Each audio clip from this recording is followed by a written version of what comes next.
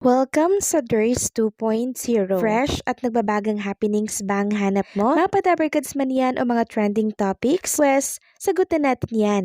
Kaya naman isubscribe nyo na ang ating channel para sa mga nagbabagang balita everyday. So ayun, welcome back again sa ating YouTube channel mga Kadabarkads, and for today's video, ang pag-uusapan natin ay tungkol pa din sa mga pangyayari po sa loob at sa labas ng Itbulaga. So isang napakasayang pananghalian na naman ang ating pinagsaluhan dito po sa paborito nating programa, walang iba kundi ang Itbulaga. So kanina, ang online viewers po during Sugod Bahay mga kapatid ay pumalo po sa 92K online viewers, samantalang sa TV5 Philippines na YouTube channel naman ay nasa 25K ang nanonood. Sa recorded ngayon ng Itbulaga po, araw ng Martes, ang Sugod Bahay mga kapatid ay nasa barangay Potrero, Malabon City. So halos 1,000 na naman po ang nagpa-register at nakiisa sa Sugod Bahay mga kapatid. So talagang ang Itbulaga po ay nagsisilbing instrumento para po matulungan yung mga taong nangangailangan po talaga. Yung mga taong talagang mahihirap. Katulad na lamang po ng Nasugod Bahay mga kapatid, si ate po na kung saan ay iniwanan siya ng kanyang asawa. No? And then, nagkaroon sila ng anak, iniiwan po sa kanya. Mabuti na lamang po at nagkaroon muli siya ng asawa na siyang bumubuhay po sa kanila ngayon ng kanyang mga anak. So, dito po sa tinitirahan ni ate na Nasugod Bahay, parang ang dami po nilang pamilya na nakatira doon, 4 or 5 pamilya. Tapos pinagkakasya na lamang nila ang kanilang mga sarili. Pag sila po ay natutulog, parang nakaupo na lamang, ganon, para lamang po makatulog yung mga nandoon. Mga kapamilya naman niya pero sama-sama po sila, 4 or 5 pamilya sa isang napakaliit po na lote. Kaya nung nanalo nga po siya mga Kadabarkads at nabunot siya dito po sa Itbulaga Sugod Bahay mga kapatid, napaka-emosyonal po niya, iyak po siya ng iyak at hindi po siya makapaniwala na siya ang nabunot at nanalo po sa Itbulaga. And naikwento nga po ni ate na itong unang asawa niya, nang iwan po sila ng kanyang mga anak, namatay din po. Pero pumunta po siya sa burol kasama po yung kanyang anak. And nahabag nga daw siya na makita niya na yung pangalawang asawa po ng kanyang asawa ay buntis, tapos may maliit pa pong anak. So yun po yung part na nakakalungkot doon mga Kadabarkads. Mas kawawa yung pangalawang pamilya ng kanyang asawa kasi wala pong bubuhay, buntis pa man din. So mabuti na lamang itong si ate na Nasugod Bahay dahil nakawala na po siya, nakaalpas na siya sa sitwasyon na kasama niya po itong kanyang asawa na sugarol daw, na palainom pa. Kaya habang nagkukwento po si ate po na Nasugod Bahay, naiiyak po siya dahil grabe po talaga yung pinagdaanan niya. And nang magbasa nga po ako sa live chat po ng Itbulaga, ang dami din pong nalulungkot doon and umiiyak dahil nga po sa pinagdaanan na hirap nitong si ate until ngayon. At dahil nga po naawa si Bossing Vic Soto at ang mga Dabarkads, ay tumataginting po na 65,000 plus mga regalo ang binigay po kay ating nanalo po sa Sugod Bahay mga kapatid. And nang binigyan nga po si ate ng ganong kalaki po ni Bossing Vic Soto, grabe talaga, iyak pa din siya ng iyak.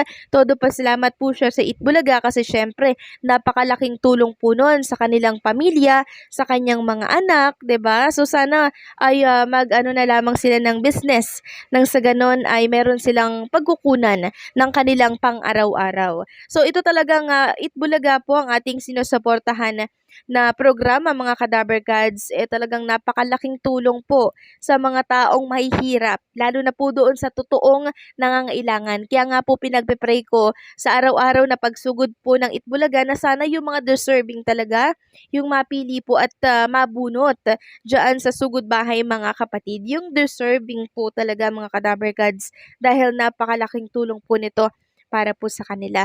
And during namimigay nga po ng papremyo, sila Jose, si Wally, si Kuya Pau or si Mama Pau pala, Mama Pau Ballesteros, eto nga po at nakita natin ang bilyonaryong sponsors na nagbabalik dito po sa Itbulaga. Walang iba kundi po ang Mr. Hat Gulaman. Ayan po mga Kadabarkads, meron ulit sponsors ang Itbulaga.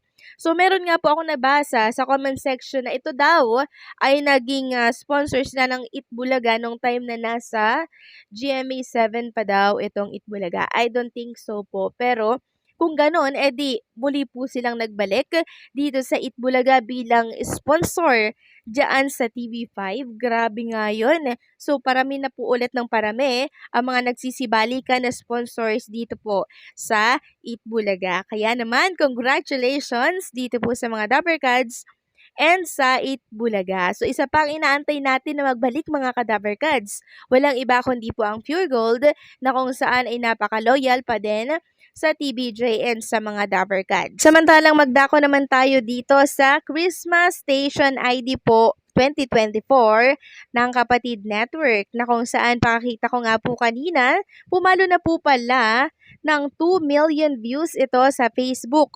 November 18 lamang yun ay upload pero 2 million views na po agad ang kanilang play na nakuha po mula po sa mga Dabarkads natin. Grabe no, 2 million agad. Samantalang yung iba dyan hindi pa ata pumapalo ng milyon yung kanilang Christmas Station ID. Kasi napakaganda naman po talaga ng hatid na mensahe po ng Christmas Station ID po ng Kapatid. And kasama din po syempre ang kapamilya artist dito. Kaya nakakatuwa lang. And syempre yung kanta po yung lyrics ng song, sobrang nakakadala, LSS, ika nga po nila. Yung parang pag narinig mo, sa isip mo na ulit-ulitin mo lamang.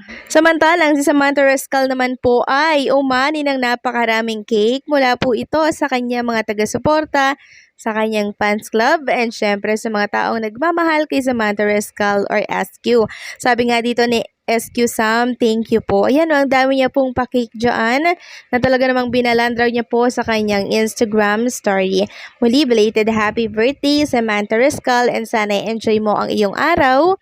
Kahapon, nasa Tagaytay po siya, kasama niya po si Eunice and kasama yung family and iba pang niyang kaibigan. So, enjoy mo lang yan kasi deserve mo yan. At oo nga po pala mga Kadabarkads, balikan natin yung Mr. Hat Gulaman. Meron ditong bagong pakuluang Itbulaga. Sabi dito, Dabarkads, para ready kayo sa holiday, handa nyo mapa-dessert or drinks. Masarap kapag kay or may Mr. Hat Gulaman. So, eto po, Dabarkads, susunod na ang bidang ambag sa handaan. Hashtag nasa hat ko yan. For all season, for all the reason, nasa hat ko yan. So, sa Itbulaga po nila napiling bumalik kasi mas marami po talaga ang sumusuporta dito sa programang ito. Talaga naman pong inuulan sila ng mga bagong sponsors. Kasi alam po nila na marami po ang nanonood sa naturang show. So, ano po ang masasabi ninyo sa update nating ito? Please comment down below. And syempre, maraming salamat po sa patuloy na pagsubaybay dito po sa channel natin na There's 2.0.